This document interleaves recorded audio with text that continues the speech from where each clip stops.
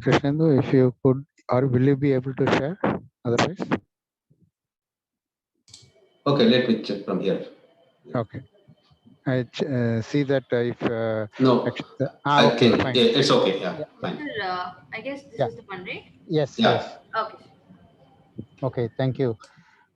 First of all, my apology for this. So I have to be for an inspection in the committee, so I have to be there. I couldn't say no. And first, I'll thank the IWMA for organizing this program, especially the chairman, Mr. Bhaskar, who has been highly motivating for us to engage in such kind of collaborative network activities. I will just start with my presentation related to workers' health in relation to occupational and personal hygiene. Today, as Bhaskar sir has said, um, we have been talking about workers' health in recent year in the last decade, but um, if you would see that we would have been talking about occupational health. We have changed the paradigm of talking about shifting the paradigm of occupational health to workers' health. So this was the mandate of the WHO, and has been since then it has not else been changed either.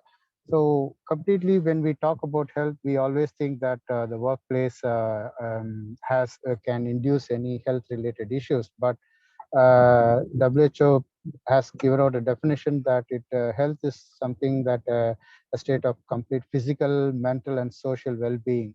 Of course, merely not being the absence of disease or infirmity. If I would ask you that even many people would not have the disease, but still you might feel not very healthy. So it's about the psychosocial issues. It's about the built environment. It is about the ambient environment. It is about the household environment, just merely not the occupational environment. So the health is embedded in a very multidisciplinary complex issues. So WHO has henceforth said that we will define this as an occupational health.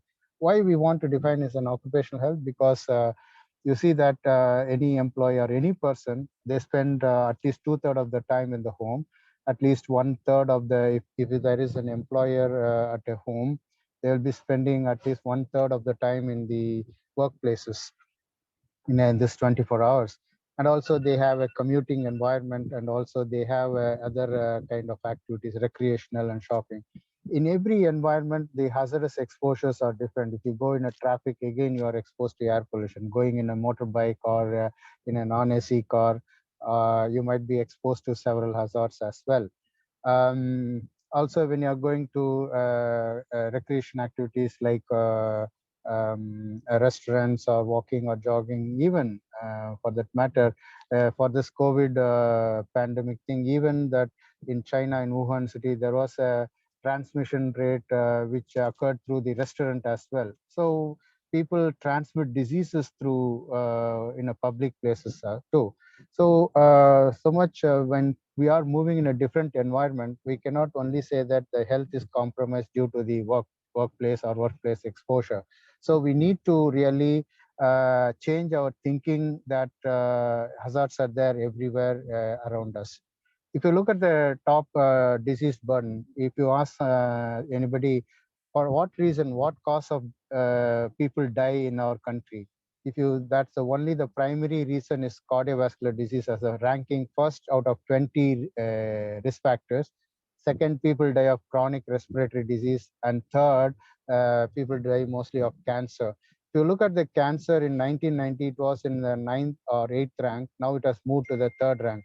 Similarly, the chronic respiratory diseases, which was ranking sixth, now has moved to second, and cardiovascular disease has moved from third to the first position. So if you look at all these up curves, there are a lot of many other diseases which are related to occupational and environmental risk factors. Not only occupational and environmental risk factors, but also with the lifestyle risk factors, communicable disease or non-communicable disease like kidney disorders, diabetes, transport injuries, everything are all increasing today. So ultimately, when we talk about the hazards, we can classify like chemical hazards or physical hazards or biological hazards, like for example, and also psychosocial hazards. I will talk in a while, little bit later in I list all these factors too. And also we will also even there are a lot of accidents occurring in industries leading to injuries or disabilities, or maybe a fatal case can happen because of unsafe condition and unsafe acts. So I will, before we talk about this, we must understand how these chemicals or many chemical exposures or dust in the workplace enter into our body, mainly primary through the lungs. Any manufacturing industries or solvents you use, they are inhaled through the lungs, and also they get absorbed through the skin, because skin is a very fatty layer. Solvents get absorbed very quickly through this fatty layer, and then it gets into this blood, and then it reaches to all the organs, causing certain effects when they reach a critical dose at each organ sites. So you look at any industries, we know that how good practices we are following in handling chemicals. Certainly, we will not be happy about it, or will not be convinced that we are handling in a safe way. Although you give a protective equipments, are we sure that we have given a right protective equipment, or we have we given a right size to the employee, or have we trained them to use? There are a million questions we can ask about to make a successful program on using the personal protective equipment. Henceforth, certain people do not employ do not wear personal protective equipment because they feel that it causes discomfort, and also it reduces the work capacity by 30%. Right now, you see that in the COVID situation, everybody was telling that we have to use mask. But how many people are using mask? Still, it is I mean, a compliance question either. So primarily, lungs is the very much affected organ, mostly as equal to cardiovascular, like heart diseases as well. Why lung is affected mostly? If you look at the lung, if you spread the surface area of the lung, it is almost like a tennis court. You can imagine how much surface area is available for chemicals to absorb inside the body. So at a given day, a normal man inhales like 11,000 liters per day, but a person who is working in industry, they might be exposed to 20,000 liters of air. Even a small amount of pollutant is mixed in this particular air, you are inhaling 20,000 liters, and you are going to inhale that every day throughout your lifetime. So this is very important. That's the reason all the occupational standards are set against the inhalation route of exposure, not against the dermal route or by any other route of exposure. So this basic concept we should understand before we go into that. But there are a lot of evidence today, even in the WHO, and basically even from our research group, we have generated a lot of scientific evidence to see how particulate matter health affect the human health. So there are very strong evidences that it can cause cardiovascular disease, change in the blood pressure, thrombosis, or it can cause lung cancer, or it can cause adverse pregnancy outcome. When pregnant women are exposed, they can deliver low birth weight babies. Birth defects can be seen, especially for tobacco smoke. You can see a lot of birth defects during the pregnancy exposures. Metabolic disorders today, it's very common today in the population. Type 2 diabetes and obesity. These are all very basic metabolic disorders occurring in the population. So typically, and also modified by this air pollution as well. And of course, neurological disorders are also linked to the air pollution exposure. I can give one little example on lead. I'll talk about that in a while. And respiratory diseases like asthma, exacerbation on high air pollution days, pneumonia, respiratory infection, and chronic lung diseases. So over years, many people were using this in even in US. This exercise started in 1970s, but we have started recently this industrial hygiene monitoring exercise and exposure assessment for employees in India. So this is something, a newer discipline that has emerged. While newer diseases are emerging, industrial hygiene is something science devoted to anticipate, recognize, evaluate, and control the workplace hazards like chemical hazards, physical hazards, or biological hazards. So this is a big process that an industrial hygienist do when they come for a hazardous exposure assessment. So they have to see that where is the hazardous exposure, how much is the whether the hazardous this such an exposure in the industry is going to cause health problem, or these standard as the exposures are in compliance with the standards. So these are all some of the issues that we might see, and also together with the workplace observations, workers' practices, and also with the physical environment, and see how the when, control measures are in place, and whether they are function if it is in place, whether they are functioning very efficiently. So coming back to the kind of list of hazards, like chemicals, we talk dust, heavy metals, polycyclic aromatic hydrocarbons, solvents like VOCs, benzene, xylene, toluene. A lot of solvents are used in pharmaceutical industries and automobile industries, degreasing operations. We can talk hundreds of processes like that. So in physical, like noise, again, noise is a very pertinent issues, and in an industry. And if an employee is going to be working in a manufacturing process with machineries, definitely he is going to be exposed to noise. And it is not at all recognized that noise is a hazard too. So ultimately, if you see that in all the geriatric population, when we grow old, we always end up with hearing losses. If you would have seen your grandfather or grandmother or anybody, they will be hearing earphone or amplifier in the ears, because they lose their hearing capacities. They never understood or recognized that noise is a hazard by itself. So the perception is a very important criteria about recognizing the hazards. Heat, vibration, illumination, ergonomics, radiation, these are all very common hazards in industries. The other one is the biological hazards. We never consider this as well too, because when in many of the industries there will be a HVAC system, and there will be cooling water towers. Legionella bacteria will be there, and exposures will be there. And this Legionella disease is quite common. Like it causes like malaise fever or sick building syndrome kind of situation for employees, like bacteria, fungi, virus, mold. Some of the protozoans are very common in some of the industries. Sometimes in engineering industries, they use coolant oil, where fungal growth will be there over time. And so when these aerosols get into their employees are exposed to this coolant oil, and therefore they will be exposed to these fungal exposure. So Sorry interrupting the assistant Dr. Sankar. I think yeah, there is a problem in changing the slides. okay, Okay, just, yeah. So where you are, yeah, please. okay, right. So it can go to the next slide, please. Then I think, Next, yeah, yeah. yeah, yeah. Okay.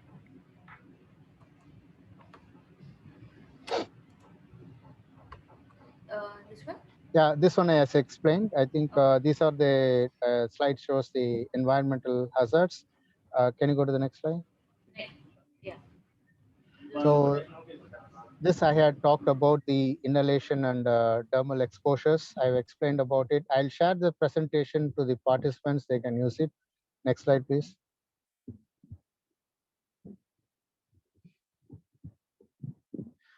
So this is I was talking about the significance of lung exposures. Next slide. I had talked about the particulate matter effects, and this is again I had discussed about it. Thank you, Kishan, for reminding this. Next slide, please. Yeah, we are in this slide. So I had explained all of this, and also we going continuing with that with the personal exposures, like health status, the existing disease conditions of the individual, and also with lifestyle factors like smoking, alcohol. This greatly influences the health of the employees. This is not merely this. This is where we have to underscore and give more emphasis in the workplace. The smoking and alcohol are greater risk factors for a lot of lung diseases and more of chronic diseases like cardiovascular disease and lung respiratory diseases. The other one is the psychosocial disorders like lone work, violence, out of office work, and again, there are many other aspects that today in this initial webinar we are trying to give you sensitize about the various hazards in the workplaces. Next slide, please. So I'm giving you this is something like a dust exposure. I mean, see, you can look at the lungs, normal lungs, and also in the right side, you see the coal worker pneumoconiosis. A worker working in a coal mining area, you see the lungs, how black it is. So this is a coal worker pneumoconiosis. So silicosis, people working in mining or working in stone crushing industries or glass manufacturing industries or glass manufacturing industries. So asbestosis, silicosis, businesses, employees working in cotton industries, textile industries, bagasosis, employees working in sugar mills. So there are a lot of lung diseases that can occur due to these exposures. Most of the common lung diseases we see in the communities and in the population are with the employees are asthma, chronic obstructive pulmonary disease, lung cancer, pneumonia, and rarely of and mostly of silicosis and asbestos, which are not reported because these are all notifiable disease. So company might not be willing to report this because they will be penalized, something like that. There is a stigma on it. So because it is not reported, cases are not reported. That doesn't mean if silicosis is not reported in the country, that doesn't mean silicosis doesn't exist in the country. It is not reported because of the legal issues. Next slide, please. This is about the lead exposure. See, one of the employees' exposure to the lead. You see the I mean, the X-ray reveals how much lead deposition in the bone. Of course, when lead enters into the body, 90% get deposited in the bone. It is not excreted immediately. It will stay for years together. And you see that it can cause any kind of problem: IQ disorders, learning difficulties, speech language problems, reduced growth, reduced height, kidney damage, digestive problem, blood pressure changes, anemia, infertility, muscular pain, hearing problems. Noise only do not cause hearing problem. Even lead exposure, acute lead exposure also cause hearing loss as well, cause also neurological damages. So we did one study in Chennai with 750 school children. With all this, we have also recorded that, yes, it is all in line with what we are reporting in the scientific literatures. Next slide, please. So the other one is a very common problem is the occupational dermatitis, which is not seen because of allergic chemicals and allergic responses that we are getting on it. Next slide, please. So noise, everybody knows noise is a big problem. Noise is typically it damages the hair cells of the inner ear, so you lose the hearing capacity. So noise comes from various sources. Even from home you get the noise. Don't think that noise exposure occurs only in industries, so that industry can be questioned about it. So that's why the WHO has defined as workers' health, traffic noise, home entertainment. There will be a lot of noise at home. So there is so much of thing. Noise only doesn't cause hearing problem. It also causes blood pressure changes. Chronic exposure can lead to cardiovascular diseases like poor concentration in the work, psychosocial disorders, fatigue, sleeping disorders.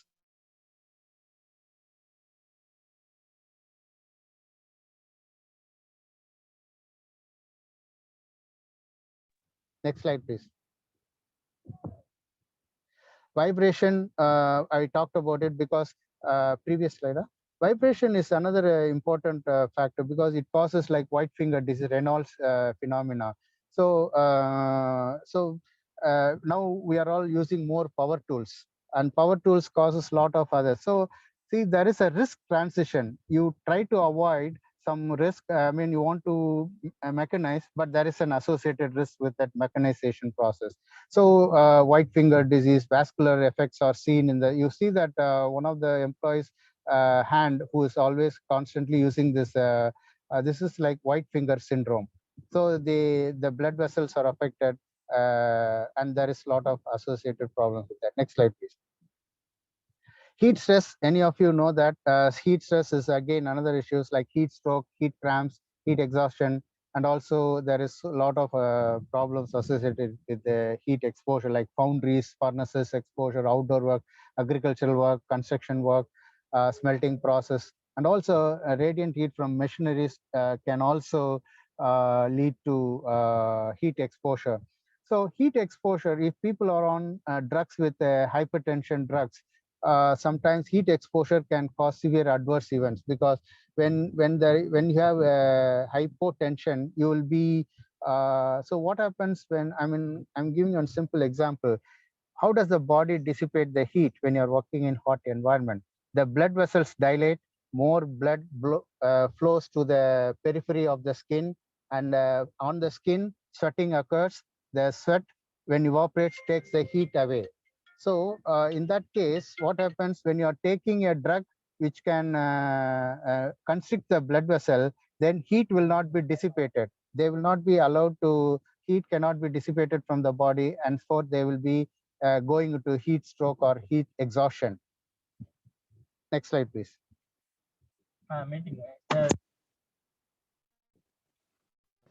So again, this is talking about ergonomics as well. So ergonomics is another problem related to the work posture. So repetitive movements in the wrist, elbow, neck, back. So these are all causing ergonomical disorders. What is ergonomics? It is a discipline that we have to match the job with the worker or the product to the user. So this is the main, if there is a mismatch between the worker and the job, then it ends up in ergonomical disorders like low back pain, carpal tunnel syndrome, tennis elbow tendonitis. These are all very much problems with the joints and ligaments. So a workstation, computers, if it is not proper, then you might be having ergonomical disorders. Next slide, please.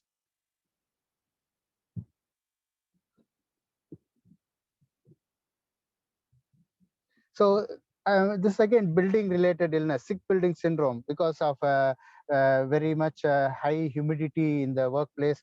This can cause fungi or mold to grow on the walls, and this inhaling this mold and fungal spores can cause respiratory problems. I don't want to brief it, but these are all very common issues in indoor air quality issues, like modern buildings. It is very quite common in IT sectors where the ventilation is recirculated. So in a way that HVAC is better, because you mix 30% of the fresh air and circulate. In modern buildings, when you are recirculating the same air, when somebody is infected, the whole building, the whole employees are going to be infected with the. That is what why that's how AC was not recommended in the COVID situation, because this will transmit more disease. Next slide, please. So there are like acute respiratory disorders. Sometimes adverse cancers can occur because indoor air quality is radon exposure. Some building materials contains radon, and people living with long term with radon exposure cause cancer. There are a lot of case studies in US, but very less studies reported in India. Next slide, please. Thermal comfort, of course, temperature, humidity is a major problem in the workplace. And together that you may have to see that you have to maintain the temperature and humidity and air velocity to give a thermal comfort. See, because what will affect the thermal comfort? Employees wearing a terracotta shirt, their sweat will not be dissipated. They might have a thermal discomfort. So we have to have employees cotton shirt so that the sweat is evaporated very quickly. The work also, when you work more, there will be a heat generated in the body. This will add heat exposure to the body as well, in addition to the machinery exposure. So we have to be accounting or taking care of that as well. Next slide, please. Coming to the personal risk factors, see, generally personal risk factors also can cause independent disease. Smoking causes lung cancer. At the same time, other chemical exposure also causes lung cancer. When together they are exposed, there will be a high, that's a compounded effect seen in this. Especially, for example, a smoker using asbestos will have lung cancer very quickly, less than a person who is a non-smoker. So smoking modifies the risk, modifies the disease. So the prognosis is very early. Next slide, please. So, as I said, if your personal factors, like if you are fatigued, your weakness, if you are very weak and immune compromised, you will be vulnerable for getting a lot of infectious diseases, as like in COVID we always see. And also the work habits, behaviors, the work postures. You see that typically people change the work posture, then they lean they put their hand or elbow, thereby the elbow also will be affected. So there is these kinds of awkward postures can give other kinds of ergonomical disorders as well. Next slide, please. So here are something like determinants of health, built environment. This is a new concept emerging in the health paradigm. Built environment, like physical environment, the aesthetics of the building, the ventilation in the building, lighting, and then you see that eco-friendly building materials. Then the social factors comes into the picture, education of the employees or the socioeconomic status, the social network, and also the coping culture. If you are putting a employee on a job when he doesn't have a training, this adds stress on the employee, and therefore there will be a lot of mismatch and there will be a lot of accidents to that. So if you see that, for example, there is a Heinrich theory. If there are 300 non-accident events, at least 30 will have a minor injury and one will have a major injury. 30, I mean, out of 300 non injury accidents, at least one person will die out of every 300 incident occurring. So let us not ignore that this is a small thing. Out of the 300, there could be one thing that can among for us. Next slide, please. So I'm again, these are all some examples I'm giving. You can go through that. The genetic also can modify the disease. For example, some gene, if there is some genes are not working properly to metabolize the chemicals, there will be a risk for bladder cancer, like aromatic amines in petrochemical industries or tire manufacturing, rubber manufacturing industries. Employees are exposed to a lot of aromatic amines. If they certain genes are not working properly or functioning properly, there will be risk of high bladder cancer. For example, if there is one enzyme, antitrypsin deficiency, if employees are exposed to chemicals, for example, this is an enzyme produced for liver function, for preserving against the diseases as well. So the respiratory symptom will be very much common when such genes are deficient. So gender, even in gender, you find difference between male and female. See, if you see that one of the things, female, when pesticides are exposed, pesticide exposure is there in female, they develop breast cancer. So similarly, the clerical job workers, especially females, they will have a high risk for certain other diseases as well. Next slide, please. So, like again, the age. Next slide. Age. Age also matters. As you grow old, all the functions, physiological function reduce. You lose your hearing capacity, lung function volume reduces. At the time, still you are going to be exposed to hazardous chemical. You will be at more risk. Even hearing loss, addition added to the chemical exposure, then more hearing damage will occur. See that in the age of less than 45 years, asthma is more prevalent. In employees, I'm talking about this. In 45 to 54 years, stress, depression, and anxiety, because more on work pressures. Next, in the next 10 years of age, you get hypertension, arthritis, muscular pain, diabetes. In the next, then there are other age non-specific, like personal, like marriage or migrate. I mean, you have other social problems too. So these, all this added together will put more stress on the employees to have a disease as well. Smoking, I have given a good example for like an asbestos case. Next slide, please. So There is a relation between age and also with the alcohol too. Alcohol consumption also. For example, chlorinated solvents exposure. When it is there, then probably employees develop lot of liver diseases. Especially if he's an alcoholic, the liver will be damaged very quickly. Like there will be a synergistic effect. Liver damage will be seen very much seriously. Next slide, please.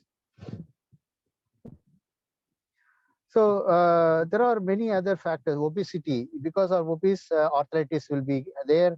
Cardiovascular disease risks are there. Diabetes risks are there.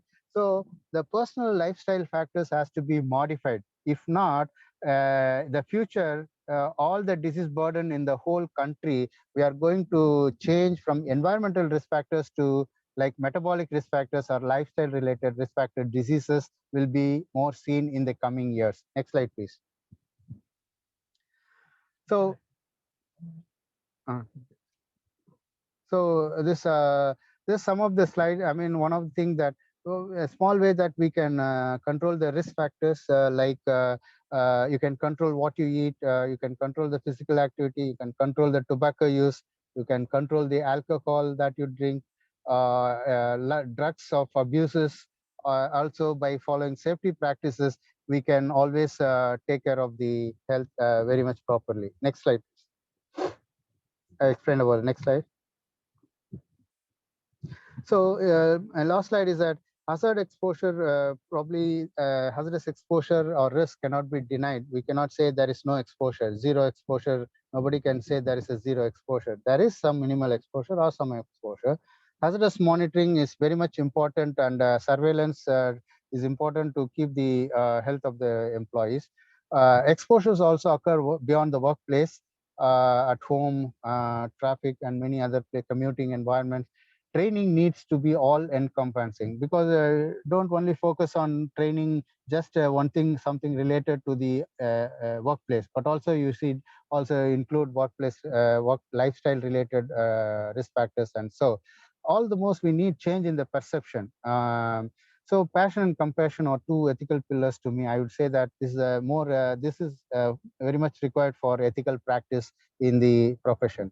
So ultimately, one last word I would say before ending my slide: if you have good health, that means you have a good currency or good business. Thank you very much. I will take up the call at the end after Dr. Kishandu finishes the presentation. Thank you all very much. Okay. Thank you.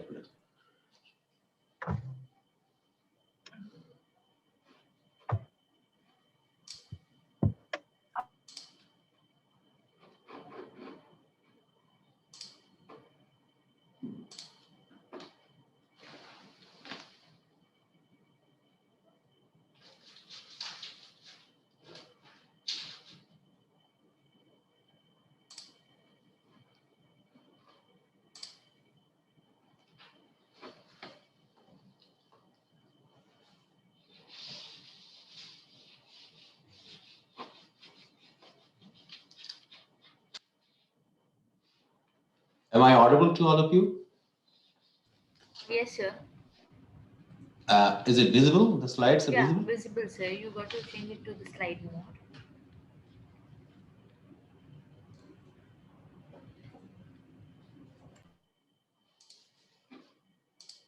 Is it okay now?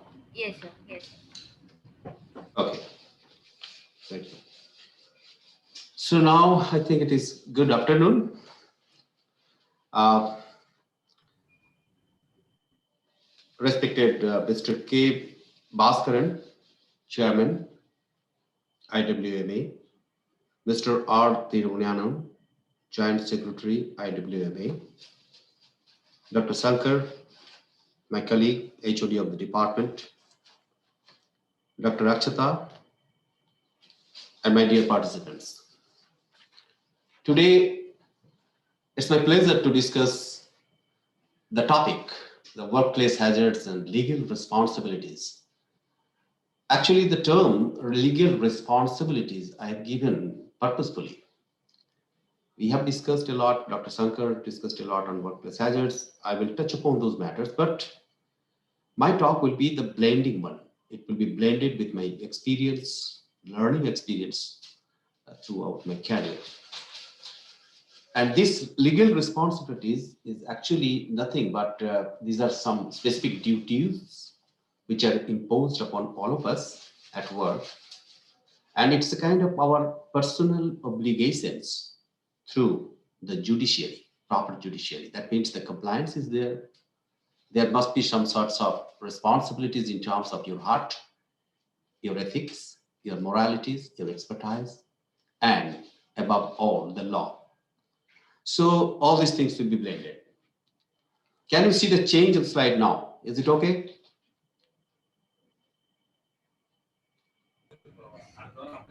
Sure. The changes are okay, no? Now I changed the slide, so can you see the change? Yeah, fine. Sure. Yeah, okay, thanks.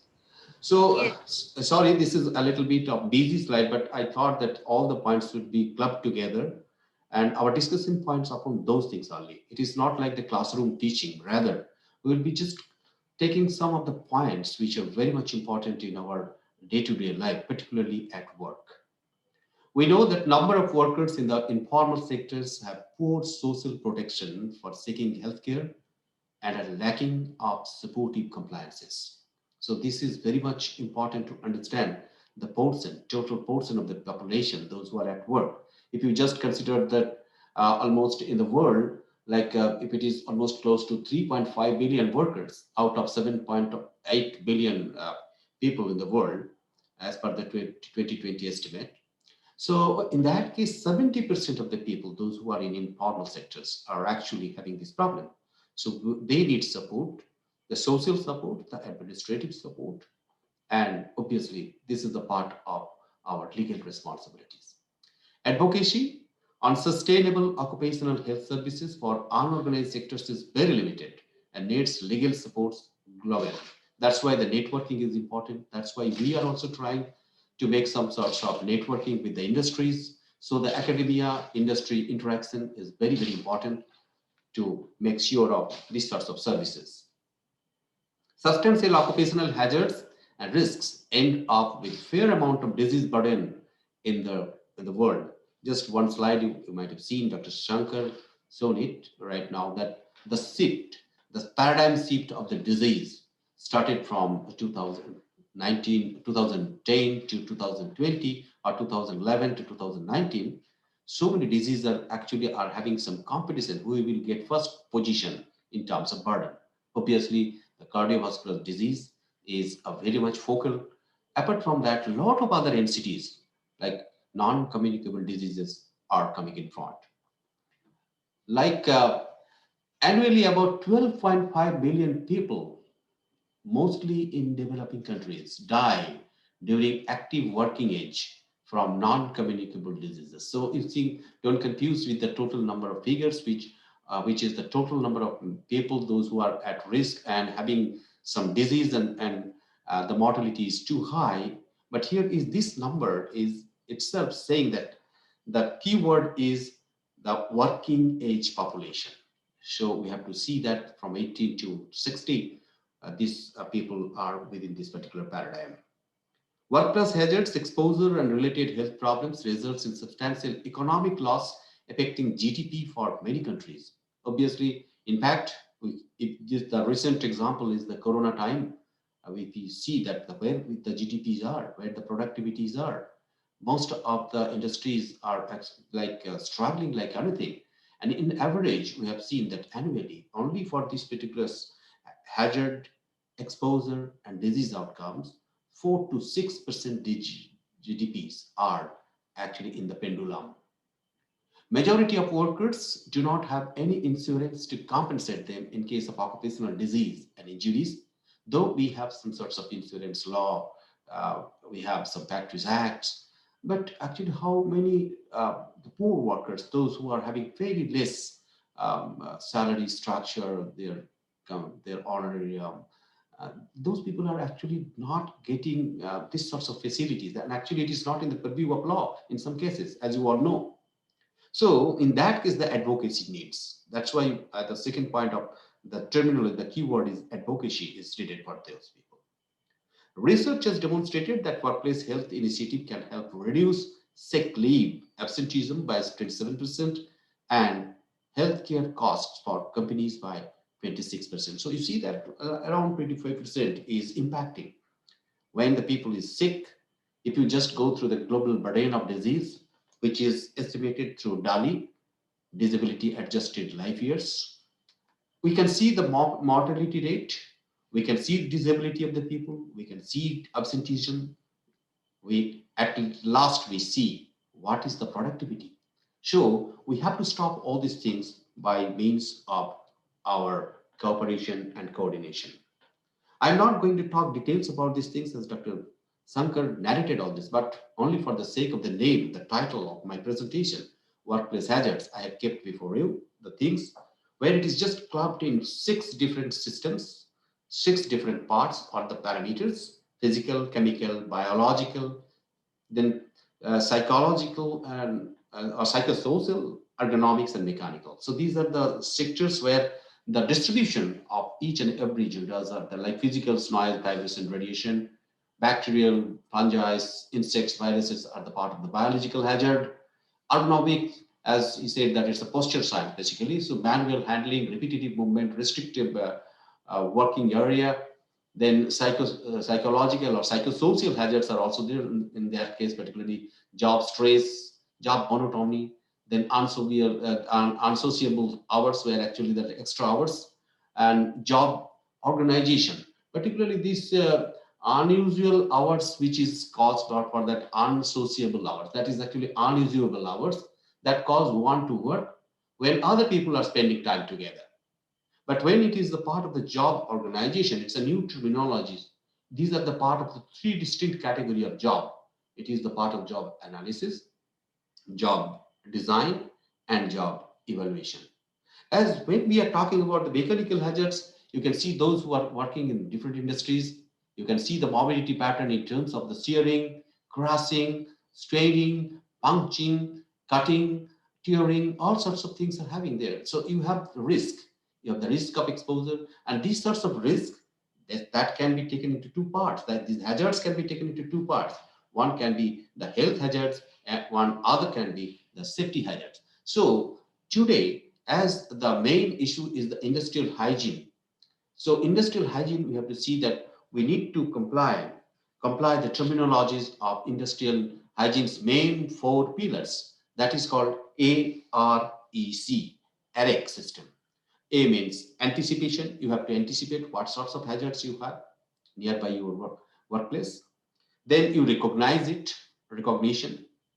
Then evaluate by means of monitoring, and then do some control measures. So these are the 4 types for all sorts of occupational hazards we need to clarify, quantify, and making some sorts of controls. So as I told you that these hazards are actually in 2 different categories: safety hazards and health hazards. Obviously, the occupational health sector, that these people will be talking much on these health sections. Engineers will be talking much on the safety hazards, even for the physical hazards, which I didn't mention in my slide, like the fire hazards, electricity hazards, the fall, the cut, all these things are the part of it. So in this case, if you just combine these 2, you'll see that it is not at all superimposable. The types are different.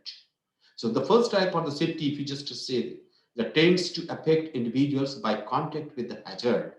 The other way, in the health section, it will be affects people by exposure to the hazards. So I'm not reading each and every line of item, but the matter is, in this case, you can, in the safety hazard, you can foresee the matter. So you can see that, yes, I am at risk because these sorts of big instruments, tools, accessories are there with me. These things are rolling, a lot of carts are there, it may be. But in case of health, even some sorts of chemicals are there, you will not get any order from there. But it is very much there around you. So gradually the exposure will be high and the cumulative dose will take you to the morbidity and the mortality zone. So these sorts of things are to be assessed. And for these things, the training in the industrial sector, in the workplace, is very much important. This is another 5-6 components which are not much emphasized in industrial hygiene. Again, I'm telling these are not much emphasized in industrial hygiene, though the classifications are clear. The components of the first one is the establishing the contexts, determines the scope of the policy. So you need to have specific policy which can be determined by this particular paradigm. Then commitment and policy that would be committed to promote safety in a workplace and do eliminate hazards that may occur. So in this case, the raw gist of the industrial hygiene that is there. The planning and prioritizing, in this case, you can do determining how to reduce workplace hazards and how to eradicate existing ones. That means in this case, you have the quantification as well as your control strategies. Then implementation part is as part the developing policies you have. It may be as part the national policy, as part the international policy and protocols. And measurement and evaluation part determining the effects of the policies and measuring its effectiveness using given guidelines. So actually we have to follow the guidelines of the particular productivity area, productivity zone. In fact, we have to abide by the rules, central rules, the government rule, that is like in Tamil Nadu Factories Act, Factories Rules, uh, Indian Factories Act, all those things will be applied over here. Then review and improvement, searching scopes of further strength and advancement. This is the area where actually our windows are open. So the last component, that one, the review and improvement. So obviously we all are unsaturated in mind and spirit. Somewhere we see that this is the productivity. This year we have got 200% profit. Okay, so why not next year 300%? So in this case, even though the window is open, the scopes are there within the purview of our own machineries and mechanisms. We have to open that particular window to go further in terms of its further advancement. So these are some of these physical hazards, as Dr. Sankar already narrated those matters. But the matter is, once a person is there at work, like if you just consider the heat, like heat stress, heat strain, even some heat stroke the people are having. In this case, you can see the numerous sources are open. That particular person, we have to see, we have to proportionate how much amount of heat is produced in his body, whether it is directly from the workplace where the person works for 8 hours, or it is from the ambient area, from the sun, the person's own the heat generation through the different physical activities, or heat from the nearby machineries like some gensets and all other things are open. So these sorts of heat we have to see in different way also, whether these are through convection, these are through conduction, these are through radiation or evaporation. So each and every segments are having different machineries. For this actually we need proper industrial hygiene care. So in the same thing, light, for the light actually this section, the light section is a very what is called the less emphasized zone. It is not at all focused. Very few industries, they are actually focusing the part of illuminance in the workplace. But these are some of the health outcomes which are still there, and we can come out from that particular zone by using the regular monitoring of illuminance at that particular workplace. It should not be with a high glare index. It should not be even with the less light at workplace. And there are certain rules and regulations which has to be emphasized and has to be complied with. So this is another part. Noise, as you know, that when we are talking about the air pollution, even in the perspective of our CPCB, Central Pollution Control Board, this is one of the segment which is included in air pollution structure. So noise is important, not only in the workplace, but we have to see that actually we people are exposed at work only, or it is the compilation, or it is the cumulative dose we are having 8 hours at workplace and 16 hours outside. So we have to check that. In that case, a lot of studies are there to calculate the dose of the noise. If you just go for the 24 hours noise exposure, there is still no strict regulations implied or that is applied in among the people, for the common people. I will show you that those sorts of regulations from like 50 to 75 decibel, But at workplace, we are still maintaining 90 decibel in terms of OSHA regulation, in terms of Indian Factories Act. As you all know that 70% to 80% things are directly cut and paste from OSHA regulations into our Indian Factories Act. But now the world is changing so fast. The susceptibility pattern is changing so fast, so that we have to see, we have to collect, we have to maintain the most stringent uh, limit values. So these limit values are the occupational exposure limits has to be defined very strictly, just like ACGIH, you can go for this particular guideline. ACGIH, always you can see this is a little bit of stringent. European culture is also having most stringent occupational limits in terms of their hazards, in terms of their exposure altogether. So likewise, noise is also another part where it is not only restricted within our hearing loss. This is actually defined from the feet to the brain. If we just find the differences, auditory and non-auditory, you will see the difference. It is from the communication system, the sleep interference, it is the concentration interference, it is annoyance, it is loss of working efficiencies, everything which are there in the non-auditory. In auditory effects, obviously, when the noise is actually impacting the nerve cells, like the hair cells, even if it is one hair cell is lost, it is a permanent loss. But up to the middle ear, we have some scopes to give back the hearing efficiency of the respective person working. Here, the vibration, again, Dr. Shankar stated about the Raynaud's disease.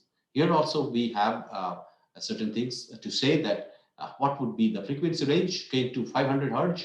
The tools such as drills and hammers, these are actually creating the problems. You can see that vibrations that's there in the hands and arms. Whole body vibration is also there.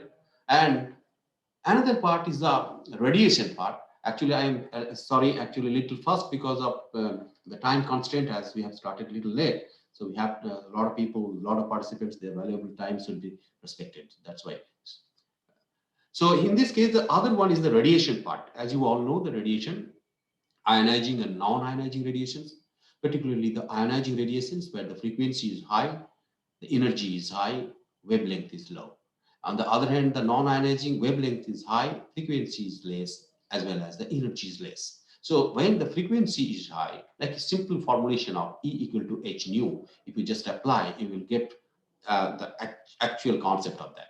So in this case, the 5 segments of the ionizing radiation, where the alpha, beta particles, gamma ray, X-ray, and ultraviolet radiations, these are neutrons. So these are the 5 segments are very, very dangerous. But actually, our capacities in the country, particularly in India, working in the radiation part is very, very limited. Even in our institute, we have the 2 distinct divisions where the cancer, some oncological part, they have got the permission, the authority, as well as we have one genetic department, they have already got the certification. So that means you see that where 82 departments are running. So in that case, only 2 are working with this particular thing. So it is automatically very less. So even though it is less, but its exposure profile, if it is coming into the air, how dangerous it is, as you all know from Hiroshima and Nagasaki case. The same thing, something happened in Delhi because just 2007, I think, the scrap yards, the people got some sorts of cobalt 60 and 2 people died. So these sorts of things are always there, but these are not restricted within the ionizing radiation. Not of non-ionizing radiations are still there with us. We people are always with a mobile phone. We, whatever the SARS value, like specific absorption rate we follow, like 1.6 watt per kilogram, or how much time you are using your mobile. Have you assessed it? Have your next generation people, your child, they are assessing? No, actually we have to see these sorts of things. Occupational exposure is the part today, no problem. But the lesson from the occupational section, lot of new domains are coming up, which can be applied in our personal life, because the total exposure, what you people are getting, is the cumulative exposure of your personal dealings as well as in the workplace. So nothing can be avoided. So these 2 things, like, so when we talk about the legal responsibilities, So legal responsibilities mean we should have some kind of legal respect. We should have some kind of legal exposure profile, limits, and some protective gears. In this case, if you just consider the heat index associated protective measures for work sites, you can see the temperature ranging from 33 degrees centigrade to 46 degrees centigrade, and where the risk level are also assigned over here, and the protective gears are also given from the basic health and safety planning to the more aggressive protective measures. In that case, we have to be very much careful to maintain our inner heat thing, that 37 degrees centigrade temperature that should be maintained throughout. So in this case, the range is from 28 to 41 degrees centigrade. So if it is coming towards less, like when it is the cold exposure, so hypo and hyper exposure to heat and cold, a lot of people are dying in place of work. Actually, we are working in most of the cases, particularly for our set of work. We are working in a hot zone. In this case, your AC environment is enough. In some cases, in the manufacturing sectors, you are having a lot of ventilation systems. Nowadays, a lot of ventilations as well as a lot of filters. They are working on that to maintain the green work zone in the country. Here is a part of some kind of lighting. As I was telling to you that this is the less emphasized zone of lights. So where from the illuminance, actually it is the very easy monitoring part. You have the lux meter, just switch off and switch on, it will give you the value. And you just check that particular value with the compliance. We have the board of compliance. I will show you that one later. In this case, when the legal standards we are talking about, the noise, as you can see here, the noise pollution regulation and control rules 2000, the standards are given in two distinct categories for the common people in the ambient condition. Starting, as I told you, from 50 to 75, it is categorized into four different zones: industrial, commercial, residential, and silence zone. So if you can see, even these four zones are there. It is also subdivided by the timing, daytime and the night time. You can see some sorts of differences. Daytime, industrial area, 75. But daytime silence zone, it is only for 50. So at night time, it is 70. Whereas in the silence zone in night time, it is 40. So it is, the difference is not only 5 constantly, rather in some cases it is 10, only except one. The difference is 5, which is the case of industrial area. And in industry also, like if you just see the upper one, time to reach 100% noise dose, 8 hour, 85 decibel in terms of noise level, whereas OSA it is 90 decibel. This is very interesting zone to see the exposure level. And in that case, if you just think that a person in terms of OSHA or Indian Practice Act are working for 95 decibel, the person should not be there for 8 hours. So his work hour will be just 50% to 8 hours. It is 4 hours only. So likewise, so this sorts of change is very much important to understand, and regular supervision by your supervisor at work, they should actually comply these particular permissible limits and strict regulations. On the other hand, if you just hazardous occupational noise, if you just go through from average noise level 87 to 116, and these 87 values, it is from the Canadian regulation, and we are also stepping into that particular regulation. Here, for the standards of vibrations, as Shankar was mentioning these things, I will just talk about the two factors, the outcomes in terms of the legislative matters. It is for hand-arm vibration, that daily exposure limit value that is standardized to an 8-hour reference period shall be only 5 meters per second square, whereas the daily exposure action value standardized to an 8-hour reference period that shall be 2.5 meters per second square. So this is for hand-arm vibration part. If it is taken for the whole body vibration, the exposure action value and the exposure limit values are 0.5 meter per second square and 1.5 meter per second square. So this second square part is obviously the part of the acceleration. It happens, an accelerometer will give you the exact value of the vibration. This particular hazard in the workplace is also neglected. Vibration and the light, like lighting, that is illuminance. When we talk about the occupational radiation factors, you can see that the difference. When adult more than 18 years, it is having more than 10 times than that of the less of 18 years. So obviously, the age is the factor, the adjustment is the factor. So all sorts of things are very, very important to understand our features. And when we are at work, even though we are not handling any radioactive substance in my workplaces, what other sorts of radiations are acting upon us, we have to assess. It may be non-ionizing radiation from the microwave region. It may be the radiation directly from the sunlight. Who knows? So those sorts of things we should assess regularly when we go for our industrial consultancy program. We are also suggesting the company or the industry just to include this part, just only for the sake of whether you are in the threshold zone or not. Then the chemical hazards, you know that we are in the ocean of chemicals. Ocean of chemicals. Millions and millions chemicals are at work. Though the periodic table, those who are coming from chemistry background, as you know, till now 118 elements are there. But you just make the permutation and combination of the complexes, of the compounds.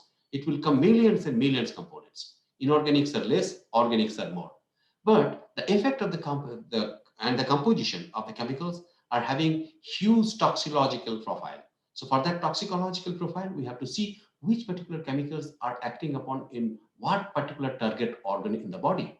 So for the sake of example, we some as like it can be divided into parts like particulate matters. Even if it is particulate matters, the size factors is important. Their shape also important. For the size factor, it is like PM 2.5, we are talking like particulate matter 2.5 micron size, that is the aerodynamic diameter. You can talk about the PM10 respirable particulates for the community, but we have to again check that where we are, whether the health outcomes are like that, whether the in our community some kind of birth weight is affected. But when we talk these particular hazards in terms of our occupational health, the most important thing is to know what chemicals are you dealing with. So these chemicals should be known first. In that case, as you all know, the MSDS, Material Safety Data Sheet, is the Bible. In terms of our globally harmonized system of classification and labeling chemicals, that is under GHS system, we have 16 sections of MSDS.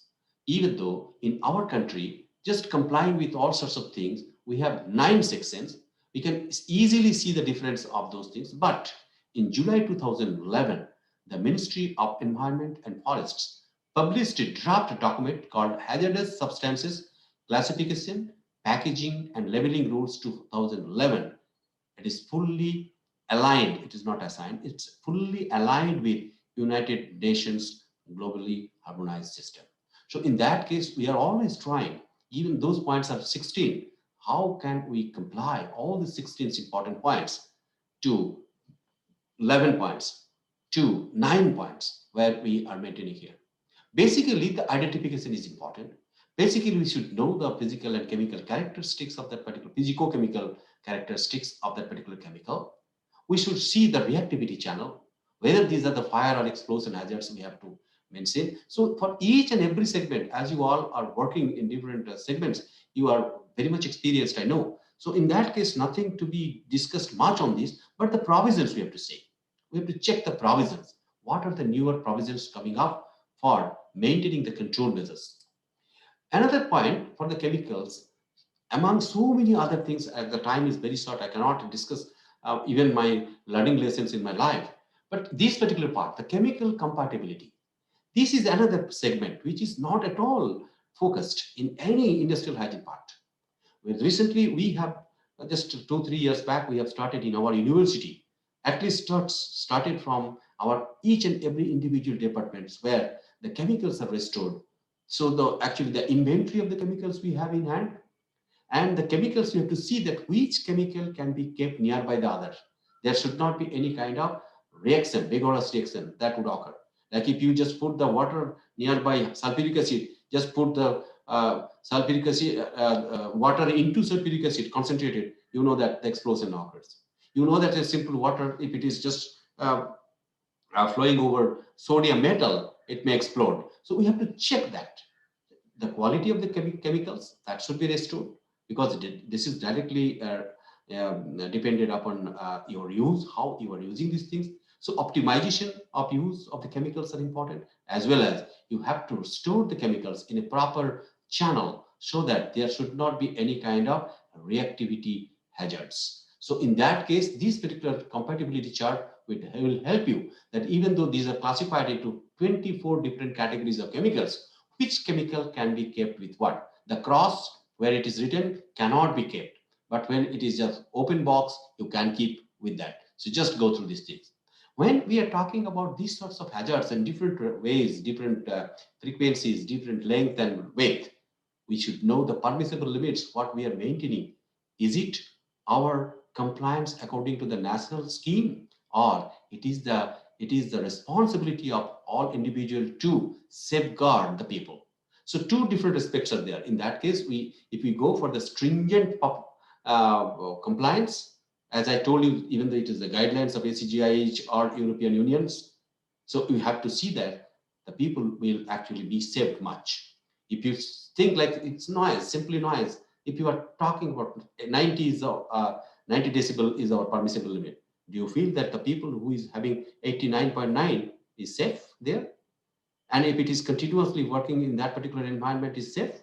No. So in this case, if you just again reduce down a little bit of those things as your limit, then obviously our threat will be less, risk will be less, and outcomes will be less. In this case, the PAIL, the permissible exposure limit, OSHA, we are following.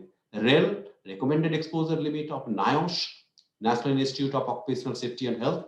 This is also, and the threshold limit values of TLV, which are being carried out by American Conference of Governmental Industrial Hygienists, we are following. So for biological hazards, nothing to be said much on this: insects, bacteria, fungi, plants. When we talk about corona, that's enough what the danger things are. So in this case, obviously now our main issue should be focused, how can we save our own people in the world, particularly from this coronavirus, maintaining all sorts of national, international guidelines, the distance, mask, as well as the sanitizers. Obviously, please maintain these things till it becomes zero. I am telling you, it is not so easy task to come to the zero. And even though we are talking about our vaccination programs, a lot of people have started questioning that the vaccination program is not yet completed in so many cases. The trials have not been completed. Third number of trials not completed, but the business has started. So all these questions will be there. With the questions of the prevalence of this particular disease is also there. So it is getting changed very much. Its mutation is so fast, and as you all know that how Britain particularly is struggling now in the current situation with different types of viruses. So these are some of the bacteria, virus, fungi. I'm not going to discuss all these things, only for the sake of the different parameters. I have to show these things that so these are there. So roles of health and safety representatives is directly related to the legal responsibilities, where each and every one should be very much careful at workplace. When I am the supervisor, my role is fixed. When I am the end user, my role is also fixed. When I am using hundreds of chemicals per day, 10 chemicals per day, I have to see that I have to be very much trained in its potential toxicity profile. So all these sorts of things are very much important. You see that the legal system cannot change a people in a day. Rather, we should be very much careful about our health, and through proper education and training, this particular thing can be achieved. So in this case, our focus would be train the people, and always actually these sorts of training should be percolated through. Once the boss maintains everything, obviously the next group of people, they will also follow, because boss is following those things. If the boss is not following these things, then what's about others? So actually the charity begins at home. That particular thing is very much reflected in the workplace. When the reasons for occupational safety and health standards, in this, it is moral reasons are there, economic reasons are there. Moral reasons, as I told you, the term legal responsibility, the responsibility term is directly embedded with the moralities, And when we are talking about the legal system to survive the business in the country or to have the GDP proper, we have to see the economic end also. So the legal respect when occupational safety and health requirements may be reinforced in civil law or criminal law. It is accepted that without the extra encouragement of potential regulatory action or litigation, many organizations would not act upon their implied moral obligations. Then the other statement here, the primary federal law, OSA, establishing safety standards in the workplace requires employers to provide a safety workplace by informing employees about potential hazard, training them to deal with hazards and recording workplace injuries. I know all of you, those who are working, you are maintaining these sorts of protocol, and obviously regularly or periodically you are also conducting training for the end users, particularly for the unorganized sectors. Those who are working in the organized sector, please percolate through this practice to the unorganized nearby. So in that case, you can save not only the productivity of the country, you can save a lot of the people's life. In this case, I'm not going to detail this matter, but the detailing is not needed. But in front of us, when we are asking some rights in front of for each and every worker, we are following two laws. These two important laws are the most important. As I told, the Factories Act 1948 and the Employee State Insurance Act. As you all know, the Factories Act is governed by all sorts of industries nowadays through this proper channel of CPCB or the State Pollution Control Board, or by the Inspector of Factories through the labor law, or otherwise. But the main issue is the person who is actually the victim at workplaces. Who will be taken care of? In that case, the Employee State Insurance Act we have to go through. So hazardous process under Factories Act, these are the some of the processes they have defined it from section 41A to 41G. So that means these are the seven sections that are given here, and one of the sections is 41F, which governs with the permissible limits of exposure of chemicals and toxic substances, which we have talked about. Other safety topics like the safety rules, environment, health, and safety. We are not reading all these things. You have already seen these sorts of things at your workplaces. You are pasting these things in front of the workers so that pictorials actually are having better implications for the workers, those who are not much educated. So the pictorial implications, some sorts of signs and symptoms, if you just paste over there, the people will be saved. The hierarchy of the control, when we are talking much on the control measures, it is the fourth pillar of industrial hygiene. Obviously, you can see that the elimination is obviously getting the first priority, then substitution, then engineering controls, administrative control, and PPE is the last choice. This is what I say. It is not the third one, but it is the stopgap arrangement of the control measures. On the other hand, if you just go for the identification part, starting from the first, so here, in this case, you can go for the workplace inspections, investigations, the team consultant. So all these sorts of things are there. But your main thing is, if you identify the hazards at workplace, you have to go through the proper uh, chain of custody. That means you have to follow anticipation, recognition, evaluation, and control measures. So these three ministries are in front of all of us. Apart from others also, a lot of other ministries are passively joined, but these three ministries are actively associated to these sorts of workplace hazards and health outcomes, where the Ministry of Labor, Ministry of Health and Family Welfare, and Ministry of Environment, Forest and Climate Change. We all are having legal responsibility to protect the people, to protect the environment. And altogether, we are talking about the occupational health, we are talking about the environmental health. Nowadays, we are in the domain of the public health. So if you go through all sorts of protocols which is given to the company, which is given already, and the people are trained with that, only your mindset has to be changed that we have to abide by the compliance, we have to abide by the responsibilities which is conferred with us. So these sorts of ministries are the main sources of the storage of what you can say the compliance or the responsibilities. Then I told you that we are talking about the blending mechanism today. And in this blending, obviously the workplace ethics is one of the important things. When you talk about the psychosocial hazards, this is very much important. In this case, the respecting company time, working during working time, using company money appropriately, respecting company property and using it appropriately for work purposes, company data and technology resources, internet access, email, treating co-workers with respect. So all the sorts of things you see that are under workplace ethics, and the importance of the ethics in is very much confidential, dependable, able to get along with others, honest, prompt, respect to other people and property, and trustworthy. So you see that these are not in the dictionary of your workplace hazards list. But if you just be away from these sorts of mindset, obviously you are creating the psychological hazards. So we have to be very much careful to maintain the workplace hazards control with the blended mechanism of our mindset, ethics, and moralities. So rights and responsibilities are enormous, and little obligations and entitlements are given here in this particular slide. Please go through. I will just share these things to all of you. These are some of the creating productive and healthy workplace culture. The flexibilities, they're asking to be flexible, build trust, get out of the office together, hire smartly, listen to your employer. So these are all directly related not only for the productivity, but also the sustainability of a particular workplace. So minimum recommendations for physical activity by WHO, they have given. Forget about the children's matter because they are not at work, but for the adults, those who are working in different domains, like in a very in a sitting position, those who are very much working physically, or all these people are having some sorts of directions.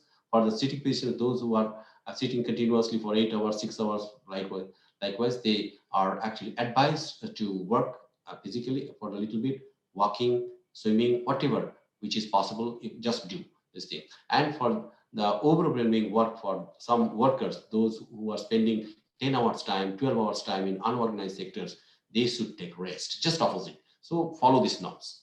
So the wealth of business depends on the health of workers. Today, we talked about the workplace hazards in a very nutshell only, the time because of the time constraint, but obviously we have to remember that our legal responsibilities are infinite. Dr. Maria, Director, Department of Public Health, WHO, stated that the wealth of business depends on the health of the workers. If we are healthy, our world will be healthy. Thank you very much.